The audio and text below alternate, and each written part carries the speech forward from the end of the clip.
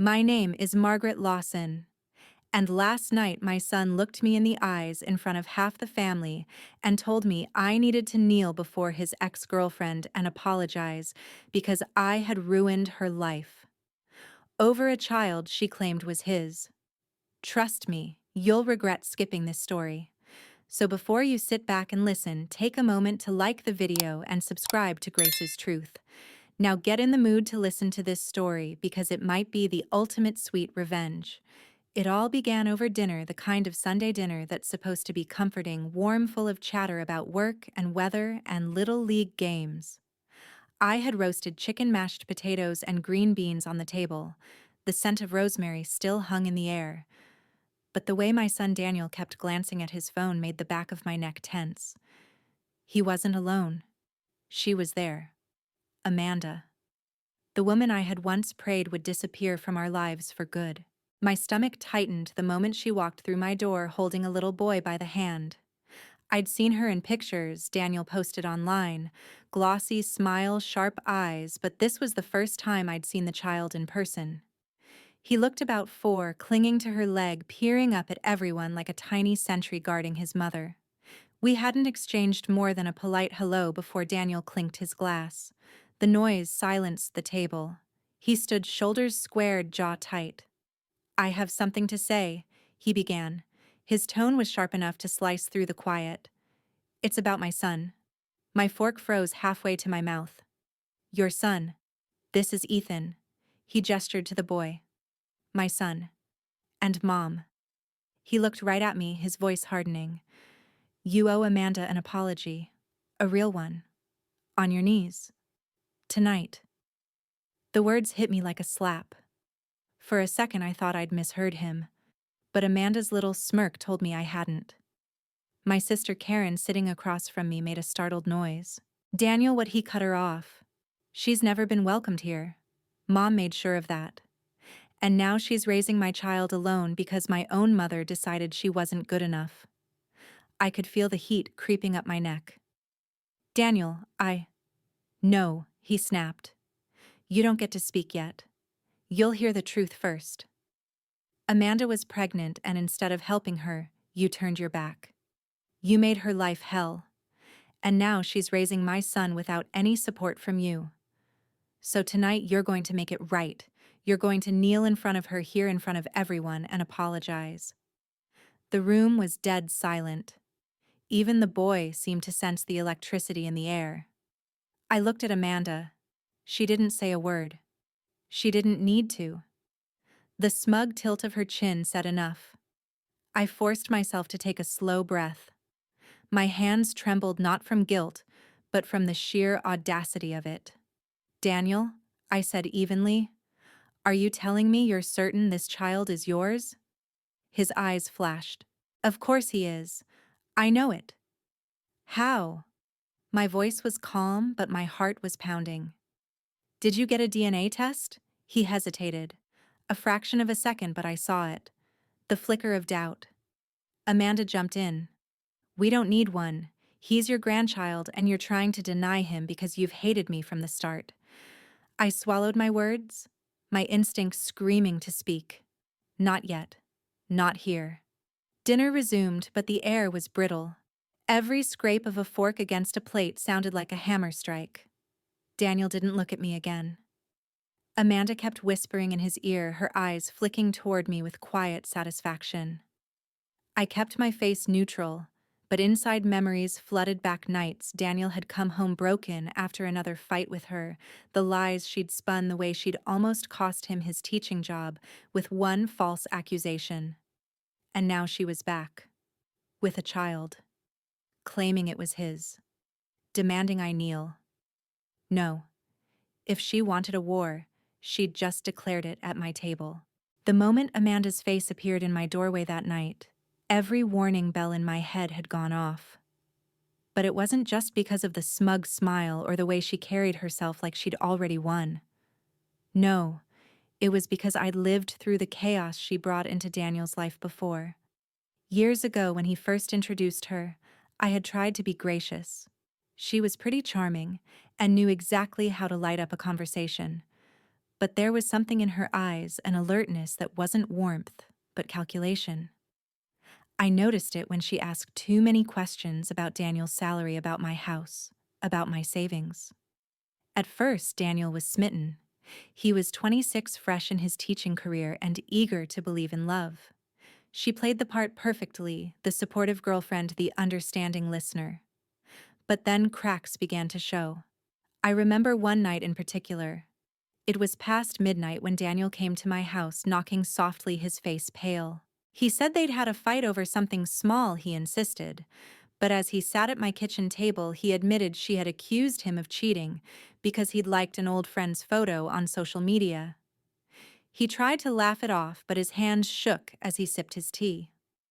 It didn't stop there. Amanda began isolating him from his friends.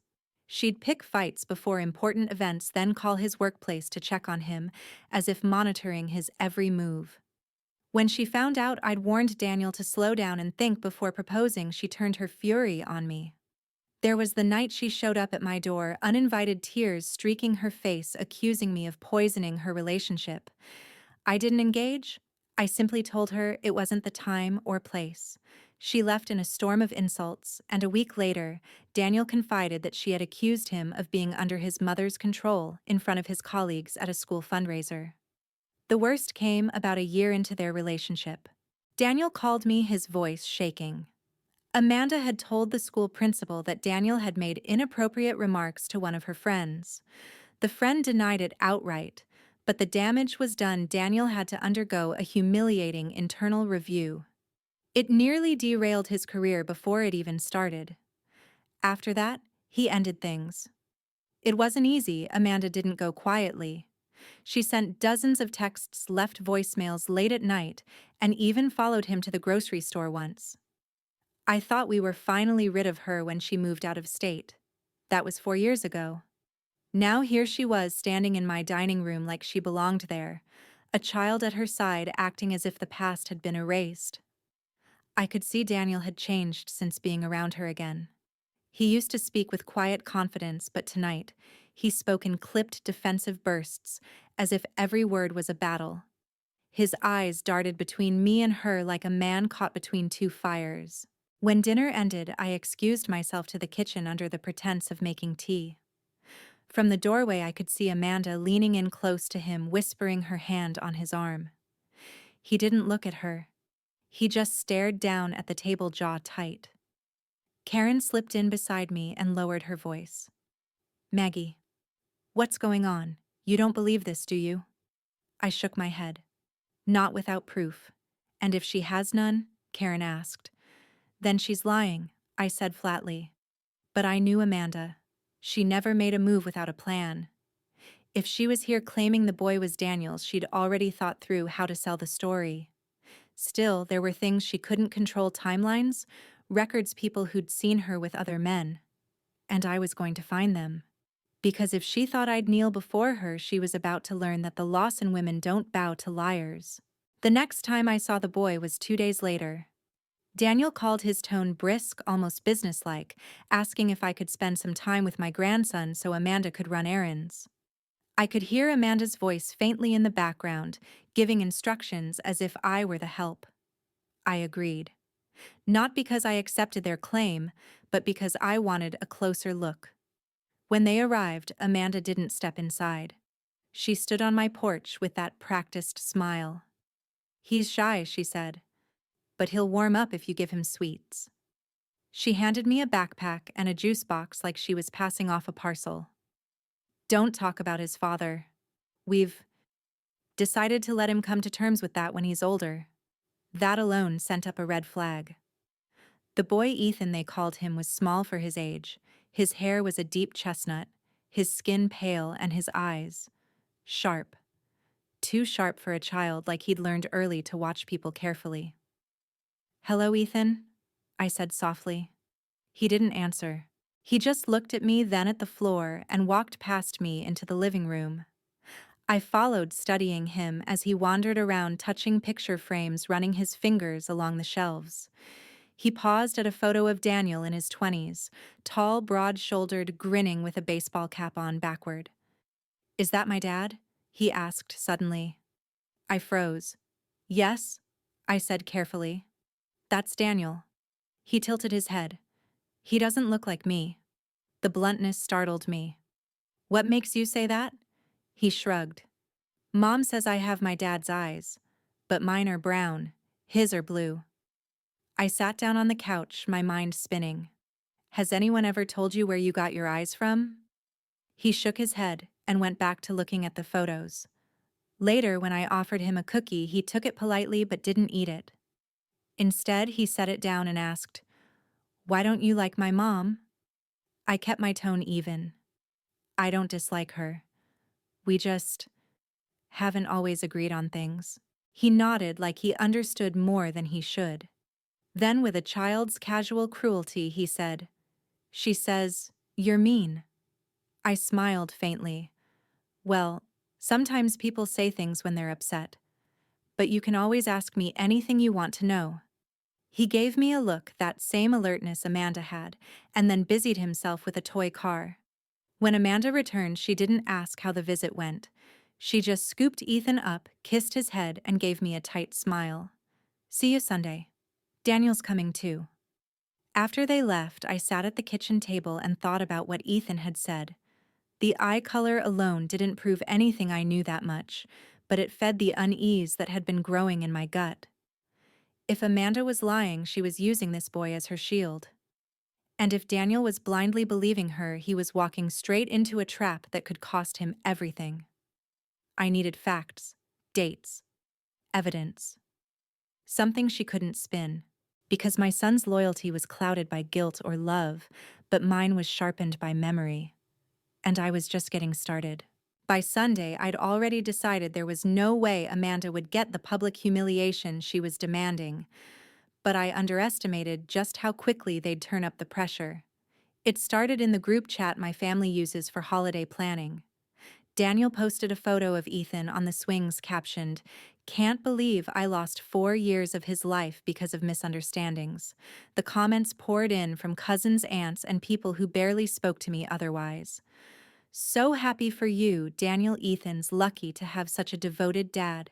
And, the one that hit hardest, hope things can be healed with your mom soon. Family's too short for grudges." Grudges. That's what they thought this was. When Sunday rolled around, Amanda arrived first, dressed in cream-colored slacks and a soft pink blouse, the kind of outfit that screamed gentle and blameless. She greeted my sisters with hugs, her voice lilting all sugar. Ethan trailed behind, holding a stuffed bear. Daniel followed 10 minutes later, shoulders tense. The second he saw me, his jaw tightened. "Can we talk?" he asked in the same tone people use when they really mean, "You're about to hear something you won't like." I led him into the kitchen. Amanda lingered in the doorway, pretending to adjust Ethan's collar while clearly listening. "I've been thinking about last week," Daniel began. "I know it was a shock for you. But this resistance you're showing, it's hurting Ethan. He can feel it." I stared at him. "Daniel, I barely know him. I don't know if what his voice sharpened. If he's mine, is that what you were going to say?" I folded my arms. It's not unreasonable to want proof before I'm asked to kneel in front of someone who's lied to this family before. Amanda stepped forward, feigning hurt. "Maggie, do you have any idea what that kind of talk does to a child he's old enough to understand? You're telling him he's not wanted." I turned to her, my voice calm but cold. "I'm telling him nothing. And if you're so confident a DNA test would put this to rest." Daniel slammed his palm on the counter. "I'm not letting you turn this into some courtroom drama. This is about trust, about love, and you're failing both." My pulse quickened, but I refused to let him see it. Love is not blind, Daniel. Love tells the truth even when it's hard. He exhaled sharply and walked out, muttering, "You always have to be right." The rest of the evening was a theater production.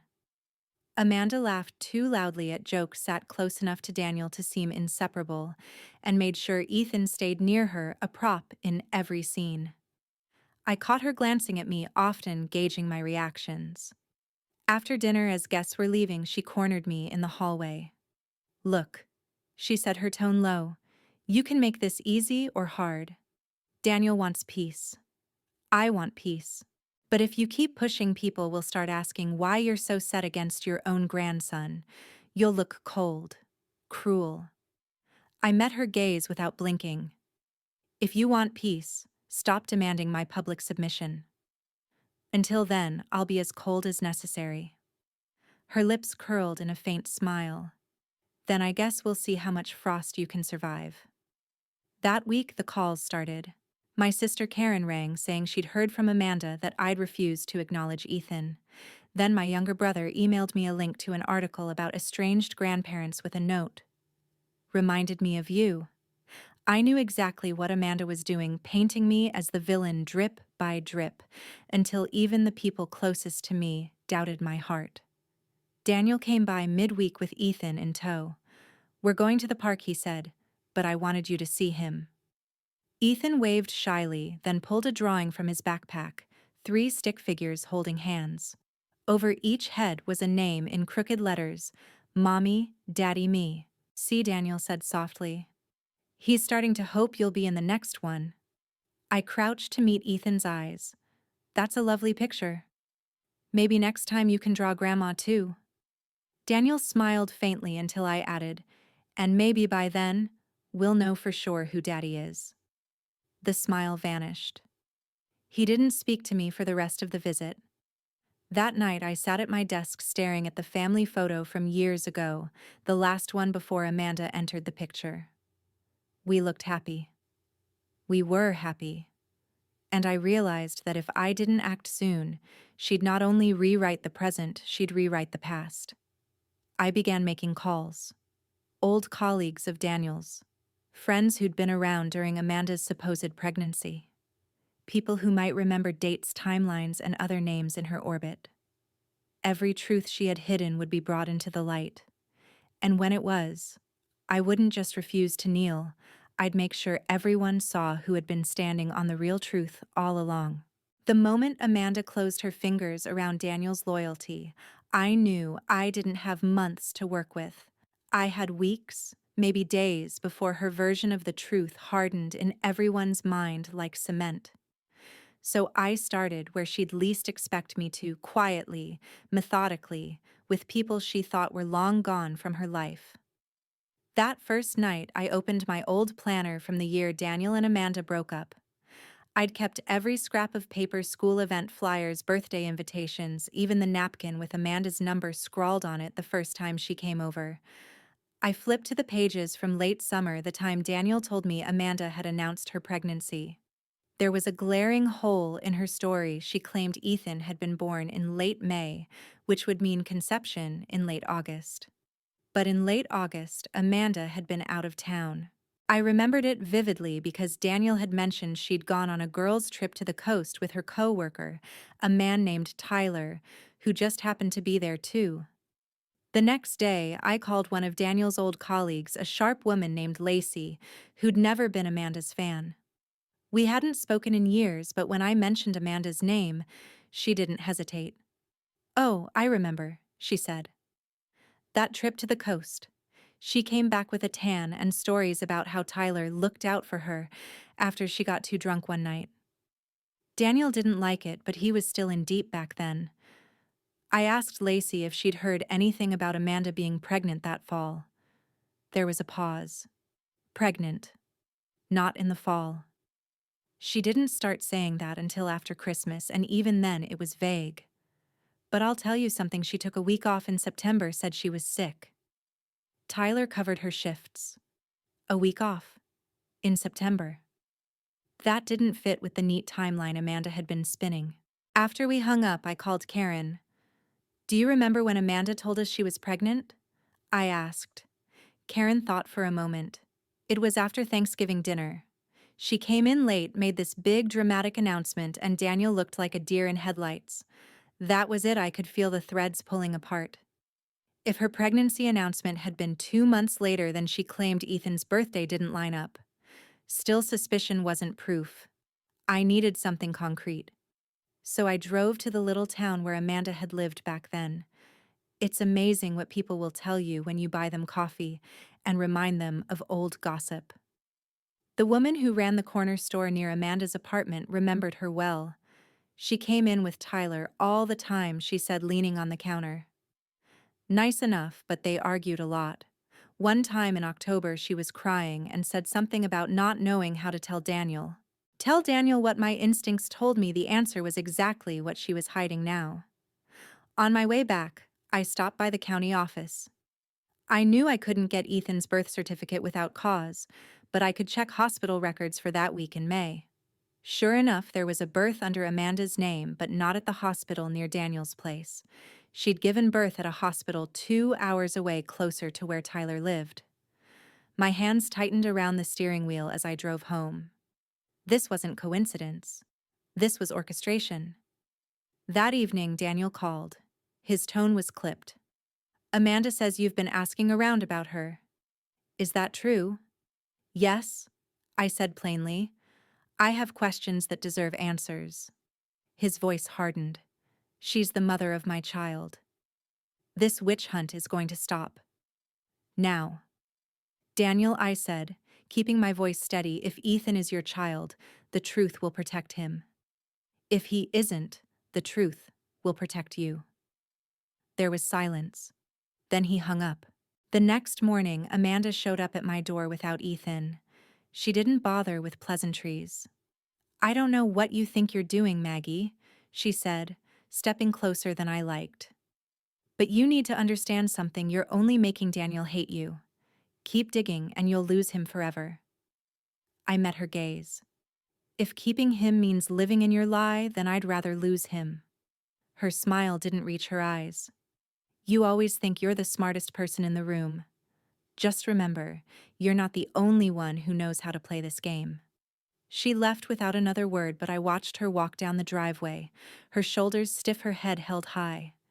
She wasn't as confident as she wanted me to believe. She was rattled, and that was good. That night, I took out a fresh notebook.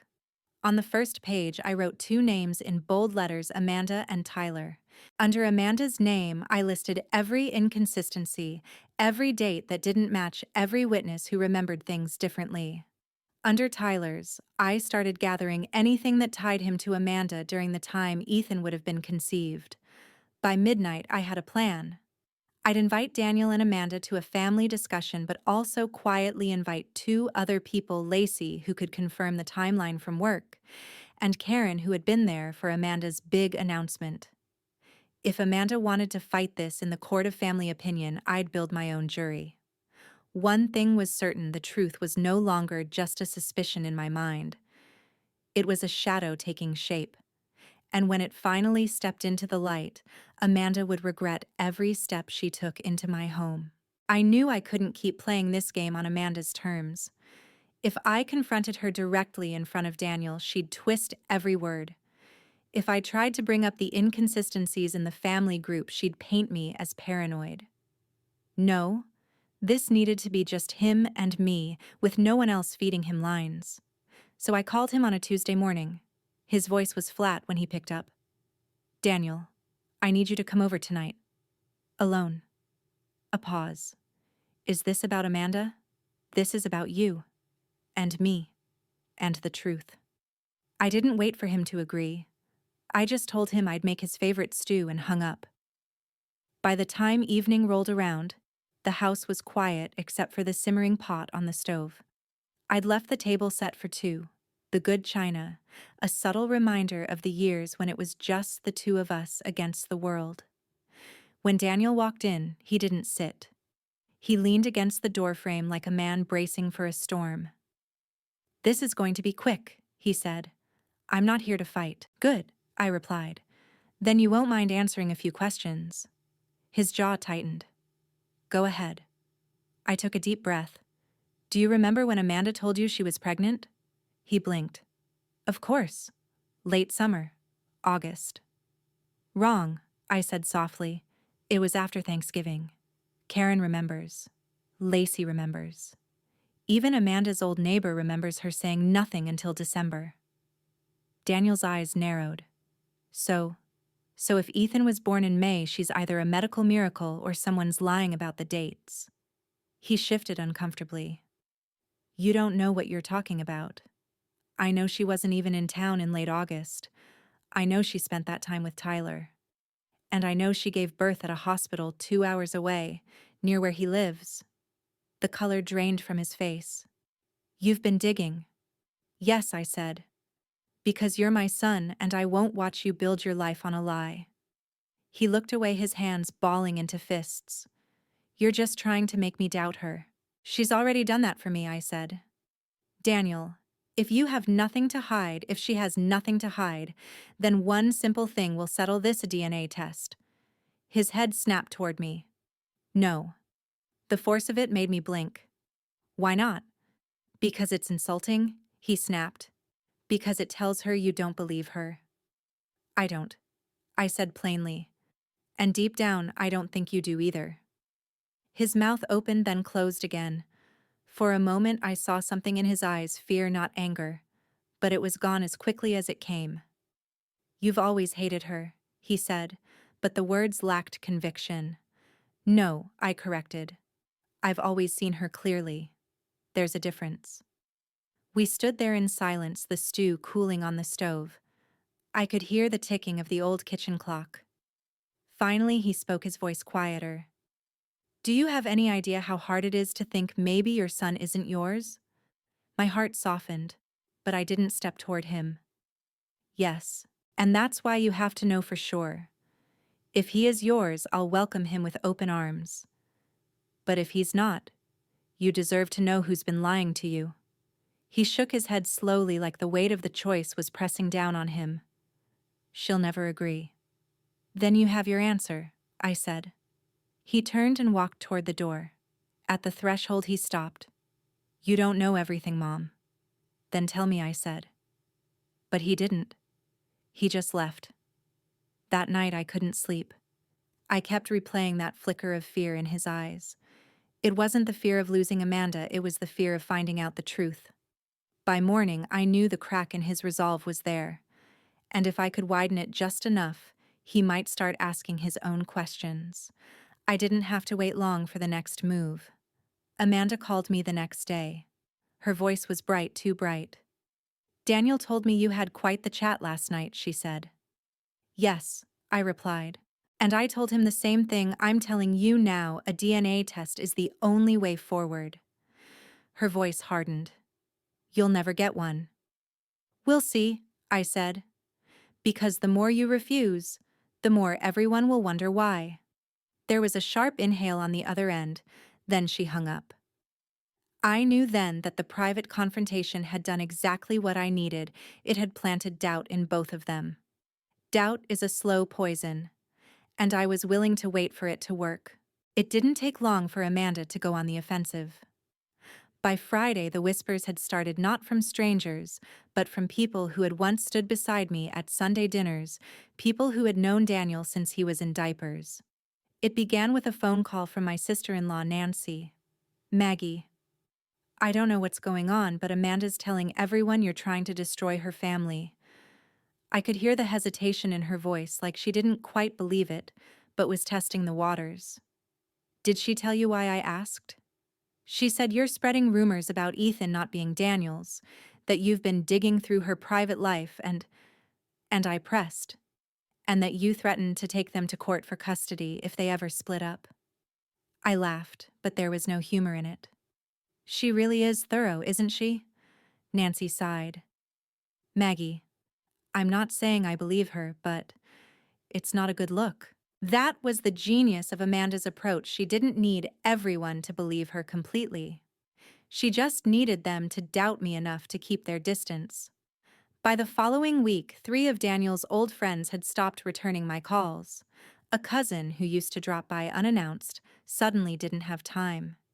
Even at church, I could feel the sideways glances, the murmurs behind folded programs. The worst part wasn't the gossip. I'd lived long enough to have skin thick enough for that. The worst part was that Daniel wasn't defending me. When I asked him directly if he'd spoken to anyone about our conversation, he just shrugged. People talk. I can't control that. You could correct them, I said. I'm not getting in the middle, he replied, which told me all I needed to know. Amanda had gotten to him again. It all came to a head 2 Sundays later at a family barbecue. It was one of those unspoken traditions. Daniel would grill, the kids would play in the yard, and the rest of us would catch up over potato salad and lemonade. Except this time, the air was different. People kept their voices low when I approached. Conversation stopped just a beat too quickly. I was about to retreat to the kitchen when Amanda made her move. "Maggie," she called out loud enough for the entire patio to hear, "I think we should clear the air." I turned slowly, my hands tightening around the serving platter I was carrying. "Now's not the time." "Oh, I think it is," she said sweetly. "Everyone's been hearing things, and it's only fair they hear your side." Her side, the side where I was a manipulative, bitter old woman trying to break up her son's perfect little family, had already been circulating for days. Now she wanted to push me into a corner and watch me lash out in front of witnesses. "Go ahead," I said, setting the platter down. "Tell them what you've been telling everyone else." She feigned surprise. "I've just been telling the truth, that you've been accusing me of, well, you know." She glanced around the circle of relatives, letting the implication hang in the air. "And I've been telling the truth," I replied evenly, that a DNA test would end all of this in a heartbeat. Her smile froze. "And like I told you before, I will never let you humiliate my son that way." There it was, her attempt to twist the situation so refusal looked like honor instead of avoidance. But before I could respond, Nancy spoke up from the back. "Why wouldn't you, though? If you have nothing to hide." The patio went silent. Amanda's eyes darted toward Daniel, silently begging him to step in. He did. "Enough," he said sharply. "We're not talking about this anymore." And just like that, the moment passed. But I saw the cracks forming, not in Amanda's mask, but in the way a few relatives were now looking at her instead of me. The divide was official after that day. Half the family stayed politely neutral, avoiding the topic altogether. The other half began quietly asking me questions when Amanda wasn't around. How long had I suspected? What proof did I have? Why was Daniel so defensive? I didn't give them everything, not yet. The truth was a dangerous thing to release too early. Timing mattered. But I made sure they knew one thing: I wasn't going to stop until the truth was out. Amanda must have sensed her control slipping, because the next week she took her smear campaign online. It started with a vague Facebook post. "It's always the ones you trust most who try to ruin your happiness. Prayers for strength." She didn't name me, but she didn't need to. Half her friends list was family, and the rest knew enough to fill in the blanks. Then came the carefully curated photos of Ethan with Daniel, captioned with phrases like father, like son, and DNA. Doesn't matter. Love does. It was manipulative, clever, and infuriating all at once. I didn't comment. I didn't engage. But I took screenshots of everything. Because somewhere deep down I knew this wasn't just a family feud anymore. Amanda was laying the groundwork for something bigger, something legal, maybe even something meant to push me out of Daniel's life entirely. If that was her plan, she'd find I was much harder to erase than a Facebook comment. By the end of the month, the family wasn't just divided, it was fractured. Birthdays felt tense. Group chats went quiet. Even Ethan seemed to pick up on the coldness clinging to Amanda whenever I entered the room. But here's the thing about divides: they also create alliances. And I had begun forming mine quietly, deliberately, with people who had seen Amanda's temper slip or caught her in half-truths before. Amanda thought she was isolating me. What she didn't realize was that I was building a network, one that would help me when the final confrontation came. And it was coming. Faster than she could imagine. It happened on a rainy Thursday evening. I was in the kitchen making tea, trying to ignore the dull ache in my chest that had been haunting me ever since that barbecue showdown. I'd just finished rinsing the kettle when my phone buzzed with an unfamiliar number. Normally, I let strange numbers go to voicemail, but something made me swipe accept. "Mrs. Hale," a cautious voice asked. "Yes, this is she. My name's Carly. I I don't know if you remember me, but I used to live 2 houses down from Amanda before she married Daniel. The name jogged a faint memory, a freckled young woman I'd met once at a neighborhood cookout years ago. How can I help you, Carly? There was a long pause on the other end, as though she was debating whether to go through with this call. I saw some of Amanda's posts online.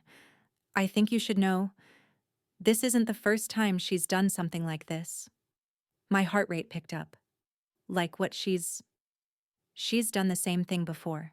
Got involved with a guy, claimed the baby was his, but Carly exhaled sharply. It wasn't. When he found out, it got ugly. Real ugly. She left the neighborhood not long after that. I gripped the edge of the counter. Do you have proof? I don't have the baby's birth records anymore, but I do have messages, old ones between her and me, where she basically admits it. And I know someone who might still have copies of the court paperwork from the custody fight that came after. I didn't speak for a long moment. Rain pattered against the kitchen window and my tea had gone cold. Why are you telling me this now? I asked finally. Because I know what it's like to be on the other end of her games.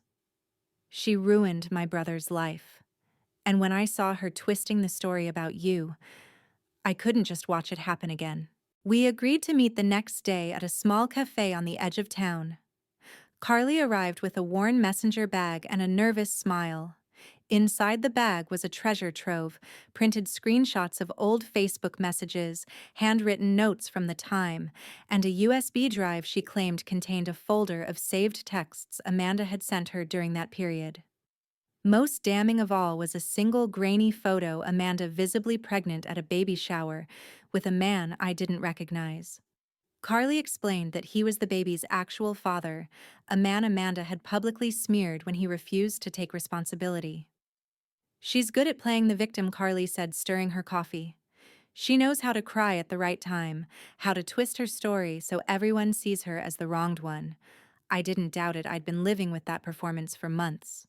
But hearing it from someone who had seen her pull the same stunt before, it was like finding a missing piece of the puzzle I didn't even realize I needed.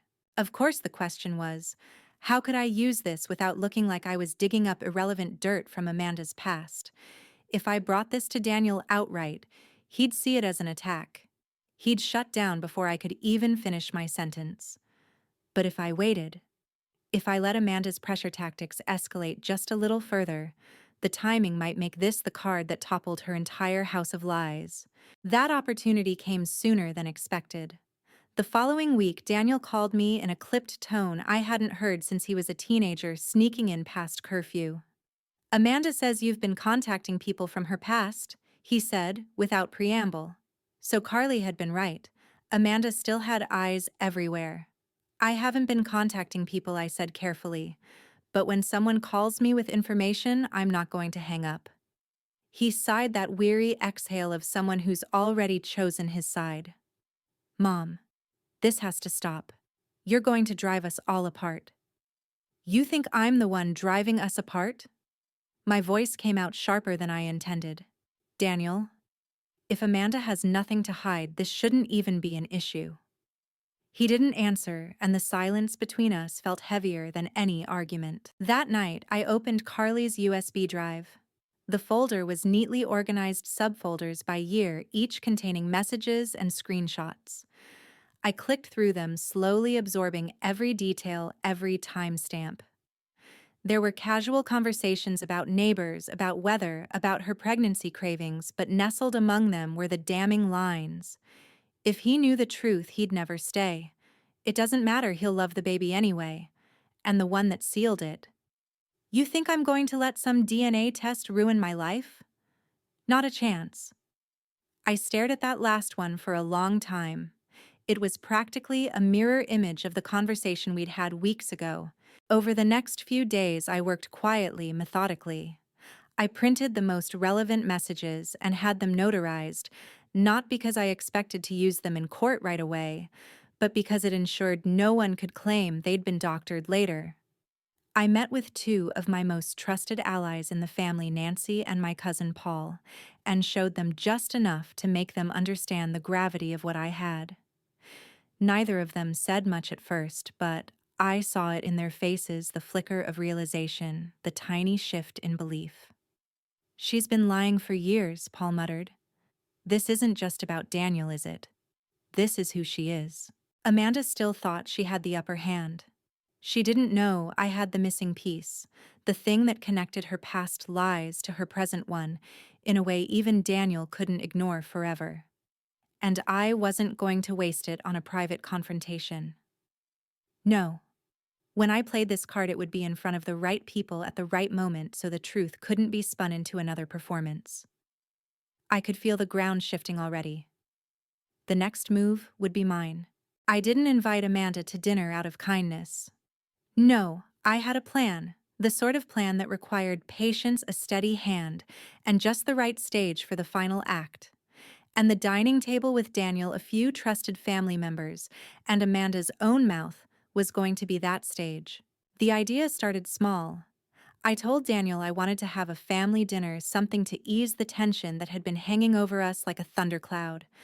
I made sure to sound tired, even a little defeated, so he'd believe I was trying to mend fences. To sweeten the deal, I invited Nancy and cousin Paul, two people Daniel still respected, and who, after our private talks, understood the stakes. I didn't tell them exactly what I had in mind, just enough so that they knew to let Amanda talk. Amanda arrived looking every bit the wronged saint. She had that carefully chosen floral dress, soft makeup, and a smile that suggested she was willing to forgive me if I would just admit my sins. Her entrance was pure theater, pausing in the doorway to comment on the smell of my roast chicken, kissing Daniel on the cheek, and giving me a gracious nod like a queen granting an audience. I kept my face neutral. We sat, plates steaming, the air thick with the quiet clinks of silverware. Nancy made the first move. "Amanda, I heard you've been busy lately dealing with family matters." Amanda laughed softly, her fork pausing midair. "Oh, you know how it is. Some people just can't accept the truth when it's right in front of them." I didn't take the bait, not yet. Paul chimed in. "That must be exhausting, especially after, well, you've had challenges before, haven't you?" Her eyes narrowed for a split second, but she recovered quickly. "We've all had challenges." "Of course," Paul said lightly, "but I mean, people questioning things about a child. That must feel like déjà vu." That was the first crack. She froze for half a heartbeat, clearly not expecting anyone outside her inner circle to know about that part of her past. Daniel looked up from his plate. "What's he talking about?" Amanda forced a laugh. "Oh, just gossip. You know how people are." I set my fork down slowly. "Is it gossip, Amanda?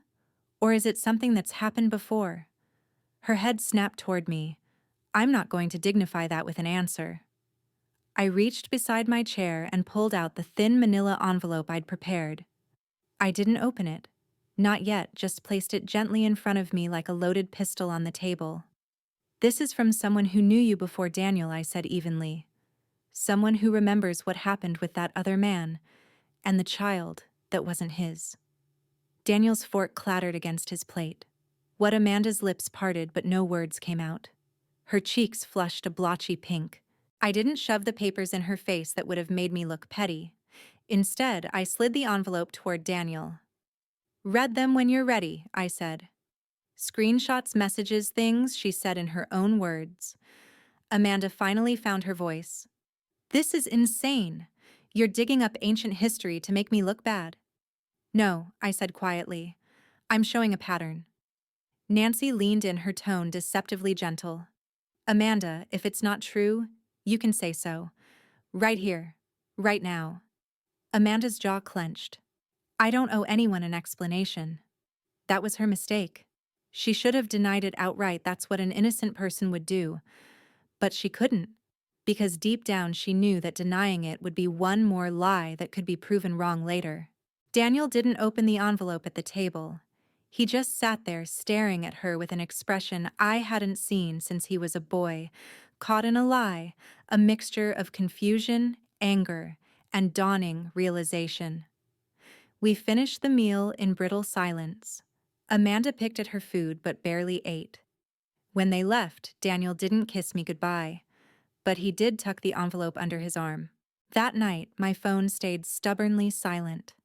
I didn't expect an immediate breakthrough, not with Amanda still whispering in his ear. But I knew the seed had been planted. And seeds, when watered with doubt, have a way of growing roots that no lie can choke. 2 days later, my phone rang. It was Daniel. His voice was rough, like he'd been awake for hours. "I read it," he said. "All of it. And I don't know what to say." "You don't have to say anything right now," I told him. "Just keep it in mind the next time she tells you I'm lying." There was a long pause. "I need to think." I smiled to myself after hanging up. Because once Daniel started thinking instead of just believing, Amanda's hold on him was already beginning to crack. When Daniel told me he needed to think, I knew the fortress Amanda had built around him had just lost its first stone. But I also knew Amanda wasn't going to let that happen without a fight. The first signs. 3 days after the dinner, Nancy called me in a hushed tone. "You won't believe this," she said. "I saw Daniel at the pharmacy this morning. He was alone. He didn't see me, but he was talking to someone, a woman. They looked serious." I frowned. "Do you know who she was?" "Not exactly," Nancy admitted, "but she had a little boy with her. And Margaret, he looked a lot like Amanda's son." Too much. My pulse quickened. I didn't jump to conclusions, but I knew enough about family resemblances to understand the weight of that observation. Amanda's counterattack. Amanda's first move came later that evening. She showed up at my house unannounced, wearing an expression that was equal parts sweet and threatening. "Maggie." She began stepping into my living room without waiting to be invited. "I think we need to stop this. For Daniel's sake." I stayed seated. "Stop what this digging," she said, her voice dripping with false concern. "You're just making yourself look paranoid. You're going to push him away forever." I tilted my head. "If the truth pushes him away, then maybe I should ask why the truth is such a threat to you." Her eyes hardened. "You think you've won some kind of game here, but you have no idea how far I'm willing to go." I smiled faintly. "Oh, I think I do." She left without another word, which for Amanda was a rare sign that she didn't have a ready counter. Daniel starts digging. A week later, I got a call from cousin Paul. He asked me about Amanda's ex, Paul said. Said he just wanted to get the facts straight. That told me Daniel was starting to do his own research quietly, cautiously, but independently of Amanda's narrative. I could imagine her reaction when she realized she wasn't the only source of truth in his life anymore. The family shift. It started small. Daniel's aunt, who had always been polite but distant with me, since Amanda came into the picture, called to check in.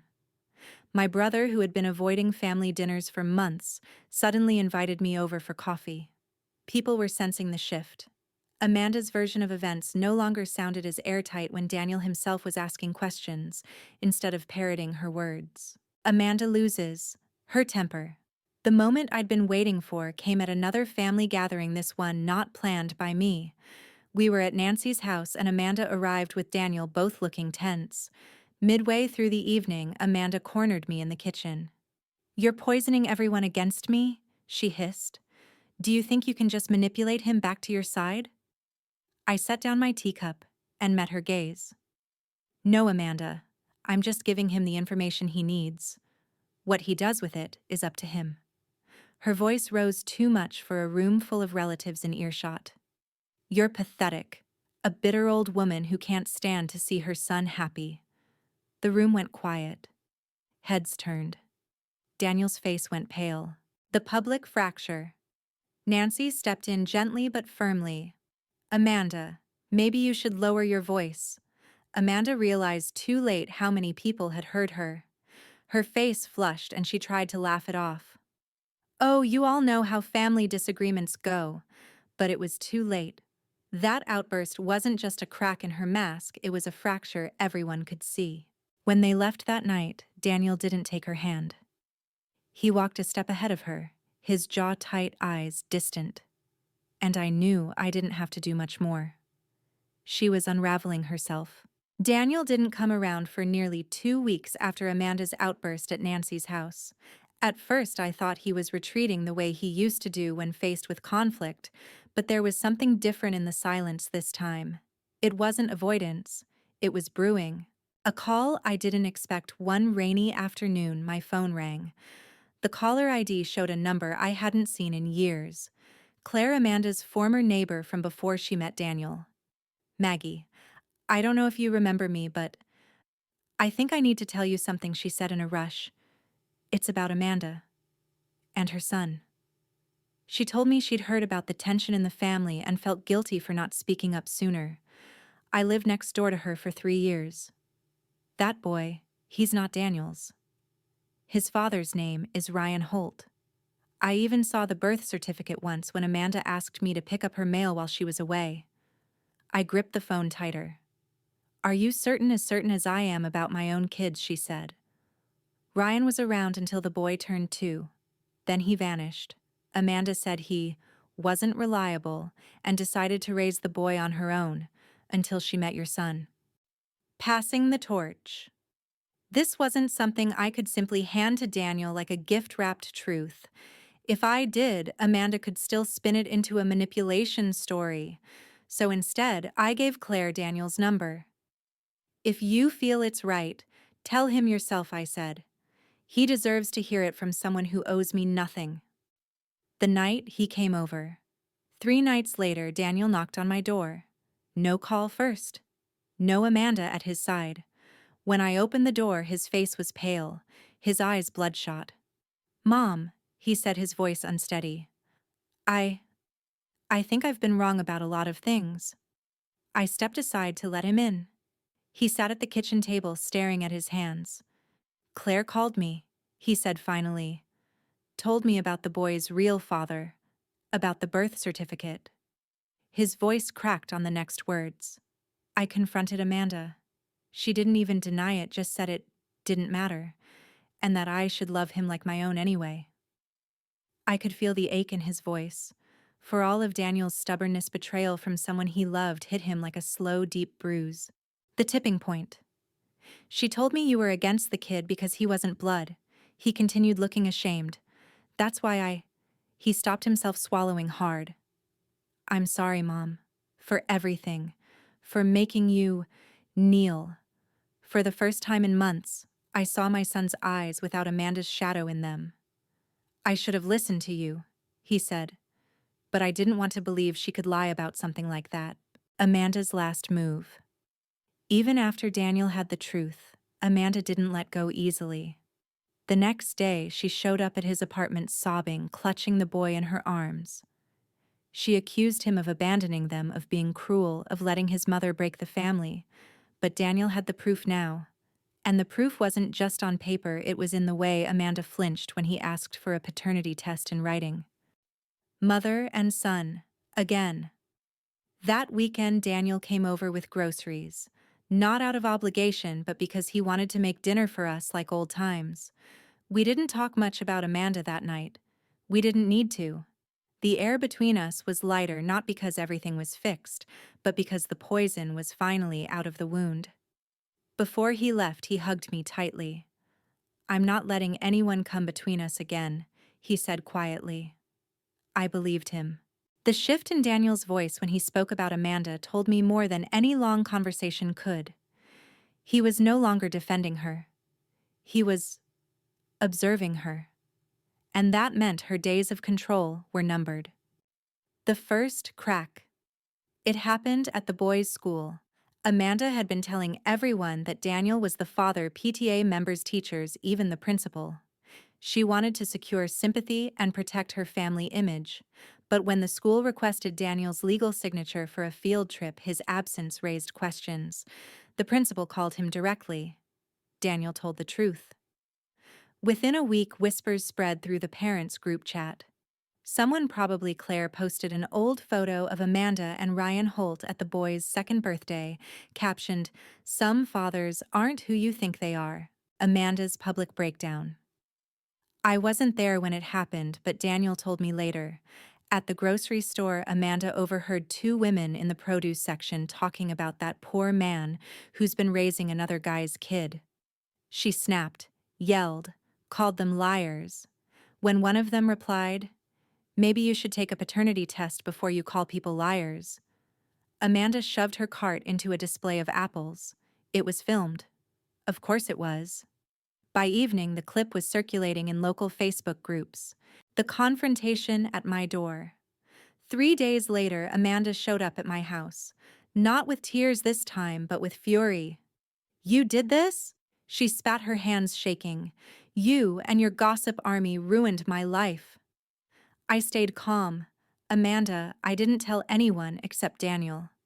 And the truth doesn't need an army, it walks on its own legs." Her eyes blazed. "You think you've won? He'll come back to me. He always does." I tilted my head. "Not this time. Because this time he's seen you without the mask." She slammed the door hard enough to rattle the frame. Daniel's line in the sand. A week later, Amanda sent Daniel a long message begging him to forget the past for the sake of the boy. Daniel's reply was short. "I'll always wish him well. But I won't build a family on a lie. My mother was right. Goodbye, Amanda." Her final fall. With her reputation in shreds and Daniel gone, Amanda tried reconnecting with Ryan Holt, the boy's biological father. Ryan's new partner made it clear she wasn't welcome. From there, Amanda's life began to look smaller. Her social media accounts went silent. Mutual friends stopped mentioning her. And one day, Daniel told me she moved 2 towns over. "I think she wants to disappear for a while." A quiet victory. There was no cheering crowd, no grand "I told you so." Just the soft return of normal life. Sunday dinners. Daniel laughing at the way I still made too much food. The boy sending me a shy thank you card for the sweater I knitted him last winter. The war had ended not with a bang, but with Amanda collapsing under the weight of her own lies. When the dust from Amanda's collapse finally settled, I expected relief to come rushing in like a fresh breeze. But it didn't. Instead, there was a quiet, heavy space between Daniel and me, the kind that isn't filled by words alone. Amanda was gone, at least from our lives, but the damage she left behind wasn't something that disappeared just because the truth had been revealed. I could see it in Daniel's eyes when he looked at me, a flicker of guilt, an unspoken acknowledgement that he had once believed her over his own mother. A dinner without the shadow. The first Sunday after Amanda left town, Daniel came over for dinner. I didn't make it a big production. No guests, no extended family, just the two of us and a simple roast chicken with potatoes. When he arrived, he stood in the doorway like he wasn't sure he should come in. "You're early," I said, smiling as I took his coat. "Didn't want to be late?" He replied, his voice low. It was the smallest of things, but it was different from before. For months, Daniel had kept his visits brief, almost formal, like he was ticking off a box on a list. But that night, he lingered in the kitchen while I cooked peeling carrots like he used to when he was a teenager. Small steps. We didn't talk about Amanda right away. Instead, we talked about the weather, the neighbor's new puppy, the latest news. But halfway through dinner, Daniel put down his fork and said, "I'm sorry, Mom."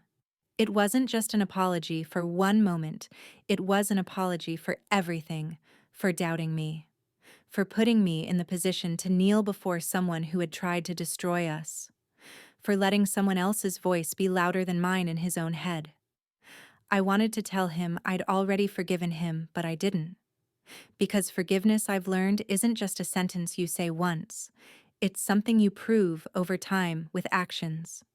So instead, I said, "I know." The boy. 2 weeks later, Daniel asked me if I'd be willing to see the boy again. He made it clear that there was no obligation, that I could say no, and he'd respect it. "I don't blame him for any of this," I said. "He's a child. None of this is his fault."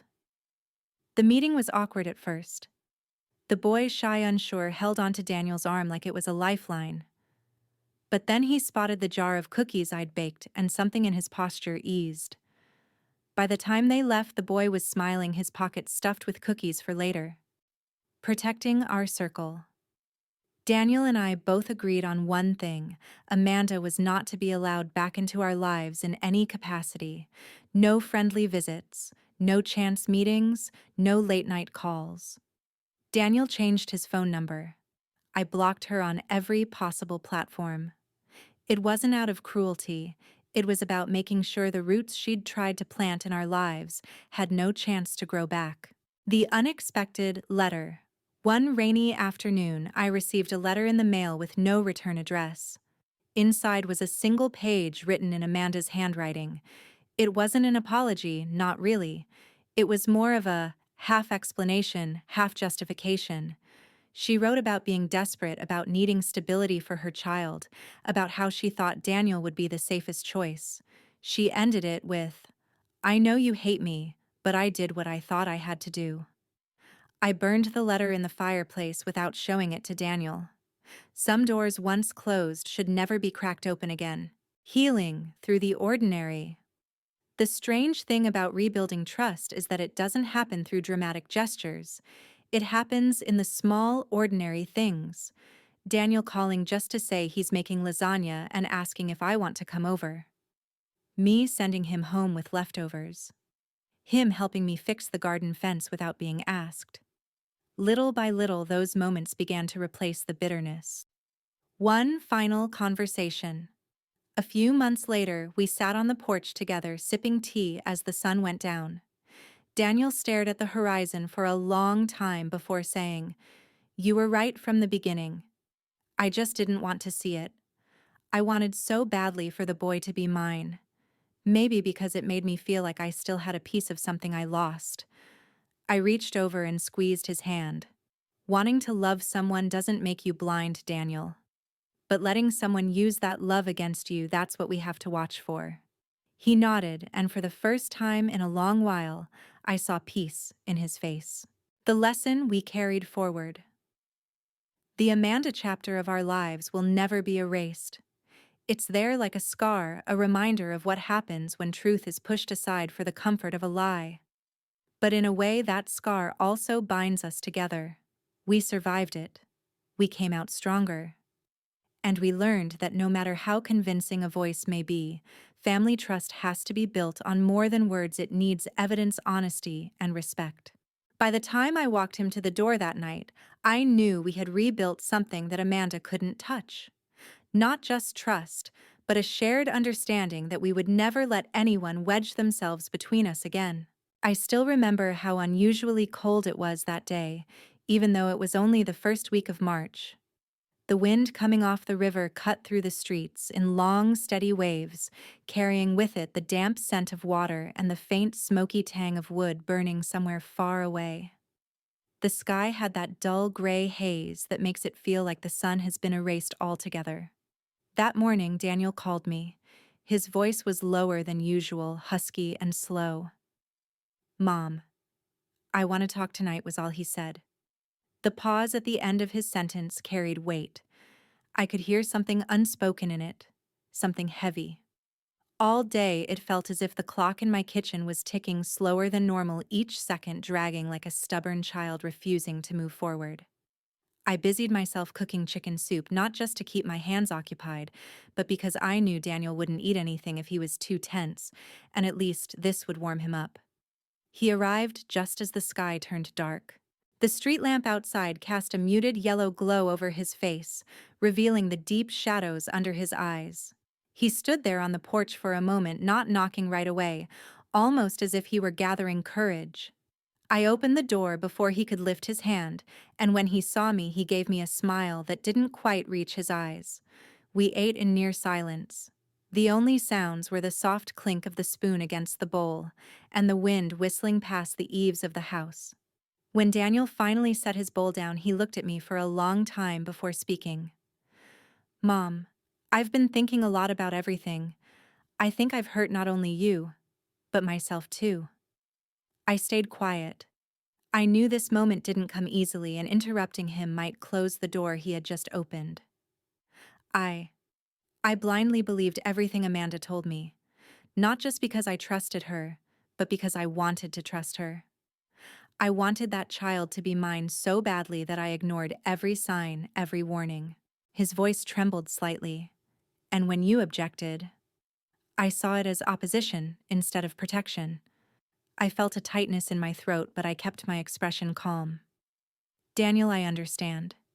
You did what you thought was right at the time, but right and wrong, sometimes they're separated by a fog we can't see through until we've walked right into it. He gave a small, bitter laugh. I remember once you said love without clarity becomes a chain. I think I chained myself, and I dragged you into it with me. I reached across the table and placed my hand on his. I was always going to walk beside you, chain or no chain. But Daniel, you have to know I could never kneel to someone who used lies to hurt this family. His eyes glistened, and for the first time in months, he didn't look away from me. I was so sure kneeling would solve everything. I thought if I just made you apologize, Amanda would calm down, we'd all move forward. But I see now it wouldn't have stopped her. It would have just given her more power. I didn't respond right away. The truth was, part of me had wanted to hear this from him for a long time. Not the apology. Apologies are easy, but the recognition, the understanding of why it had all been so wrong. I went to see her last week. Daniel continued, his voice quieter now. I asked her again face to face if the baby was mine. She didn't even try to keep up the act. She laughed, said she only kept me around because I made her life easier. And Mom, he stopped, swallowing hard. She said she pushed for you to kneel because she wanted to see if she could break you. A shiver went through me, though the room was warm. It was one thing to suspect cruelty, another to hear it confirmed in such stark words. I left without saying anything he said. I didn't even feel angry at first. I just felt hollow, like I'd been emptied out. That's the thing about betrayal, I said quietly. It doesn't hit like fire, it's more like ice. It seeps in slowly until it's everywhere. He nodded, his jaw tightening. I'm not going back. I told her it's over. She tried to threaten me, said she'd make me pay. But I'm done, Mom. I'm done letting her decide who I am. Something in his tone made me believe him, not the defiant, impulsive tone I'd heard before. This was quieter, steadier, the sound of someone who had seen too much to ever be fooled again. We sat there for a long time without speaking, the only light in the room coming from the lamp in the corner, casting soft shadows on the walls. I thought of all the months we'd spent on opposite sides of a chasm, shouting across the distance, neither willing to take the first step forward. And now, here we were, the chasm finally closing, not with a dramatic leap, but with small, careful steps. Daniel looked at me again. Mom, I don't know how to fix everything I broke, but I want to try. I squeezed his hand. You start by not breaking it again.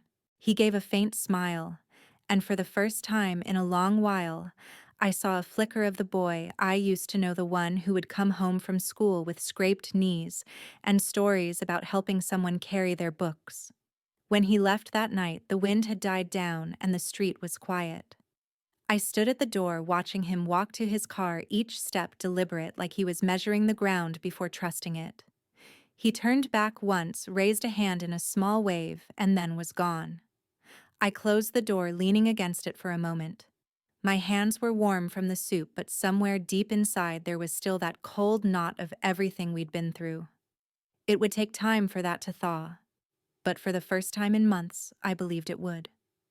The night stretched on, and I sat in the living room long after the house had gone still. Every so often, I thought I heard the echo of Daniel's voice in the room, not the words themselves, but the weight of them, the honesty, the regret, the shift. I realized then that this was not the end of the story, not the neat closure people crave, but it was something better, perhaps. It was the beginning of a different kind of conversation, one where both of us could speak without walls between us. And maybe, just maybe, that would be enough. The days after that conversation with Daniel moved in a strange rhythm, slower, yet somehow lighter. For so long, every phone ring, every knock at the door had carried a weight of dread. Now there was space between moments. Breathing space. It was a Sunday morning when I decided to walk down to the park. The air smelled faintly of rain from the night before, and the grass glittered with dew. Children's laughter carried across the field, high and unfiltered, reminding me that joy can exist even in the middle of a world full of disappointments. I found an empty bench under the bare branches of a sycamore tree and sat for a long time just listening. Half an hour later, Daniel appeared. He didn't call first, just showed up carrying 2 paper cups of coffee. He handed one to me without a word and sat beside me. We watched a small boy chasing pigeons, his arms spread like wings. Mom, Daniel said after a while, I went to the lawyer yesterday. I turned to him, eyebrows raised. I'm rewriting my will, making sure no one can twist things again. I'm also putting measures in place so if something ever happens to me, you're protected. The wind picked up, scattering a few brown leaves at our feet. Daniel, I said softly, you don't have to. I do. His voice was firm but gentle. You were willing to stand alone against all of them for me. The least I can do now is make sure no one can hurt you through me. I studied his face, and for the first time I saw no trace of the restless boy who always thought tomorrow could be fixed with an apology or a promise. There was steadiness now, a kind I had feared he'd never find. He glanced at the playground again. I think I used to believe that love was just giving someone whatever they wanted, that if I kept saying yes, they'd stay. But I've learned that love without respect is just surrender. And surrender, it rots you from the inside out. I didn't say anything. The truth in his words was enough on its own. We finished our coffee in silence, the kind of silence that didn't need to be filled. Later that afternoon, I began clearing the attic. It had been years since I'd dared to open some of the boxes, fearing the flood of memories they held. But now I felt ready, or as ready as I'd ever be. I found old letters, photographs, toys Daniel had once begged me to keep forever. Among them was a worn, faded blue sweater. It was the one I'd knitted for him when he was 10, the winter he broke his leg and couldn't play outside. He used to wear it even to bed, claiming it kept away bad dreams. I held it to my chest for a long time, feeling the ghost of that small boy in my arms. So much had changed since then. So much had been lost and rebuilt. I decided to keep the sweater out, folding it neatly and placing it in my wardrobe. Not because I wanted to live in the past, but because I wanted a reminder of where we had come from. That evening, Daniel called again. Mom, I was thinking we should have dinner together once a week. No matter what. Just us. I smiled, though he couldn't see it. I'd like that. Over the next few weeks, those dinners became small islands of peace in the unpredictable tides of life. Sometimes we talked about heavy things, memories, regrets, the things we wished we'd seen sooner. Other times we talked about movies, recipes, or the neighbor's ridiculous attempt at growing lemons in winter. It didn't matter what the topic was. What mattered was that we were rebuilding the bridge plank by plank. One night in late April, Daniel arrived carrying a small box. I wanted you to have this, he said. Inside was a delicate gold pendant in the shape of a key.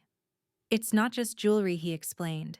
It's the key to the storage unit where I've put all the documents, the property deeds, everything. If anything ever happens to me, you'll have it all. No one will be able to take it from you. My eyes stung and I traced the pendant with my fingers. Daniel, this means more than you think. He shook his head lightly. No, Mom. I think I know exactly what it means. As I lay in bed that night, I realized something I hadn't been able to before. Sometimes love doesn't come back to you in the way you gave it. It comes back changed, shaped by mistakes, grief, and lessons learned the hard way. But that doesn't make it less valuable. In some ways, it makes it stronger. One early morning, weeks later, I stood on the porch watching the sun rise. The light spilled over the rooftops in slow waves, turning everything gold. For the first time in a long while, I didn't feel like I was waiting for another blow, another betrayal. The wounds were still there, yes, but they weren't open anymore. They had begun to scar over, and scars, I've learned, are proof, not just of pain, but of survival. Daniel arrived later that day, unannounced as usual, with fresh bread from the bakery. We ate it warm, butter melting into every slice, and for a while the kitchen was filled only with the sound of knives against plates and the occasional laugh. When he left, he hugged me longer than usual. "I'll see you next week," he said. I stood at the doorway watching him drive away. And I knew no matter what storms still waited ahead, we'd learned how to stand in the same boat again. And that was enough.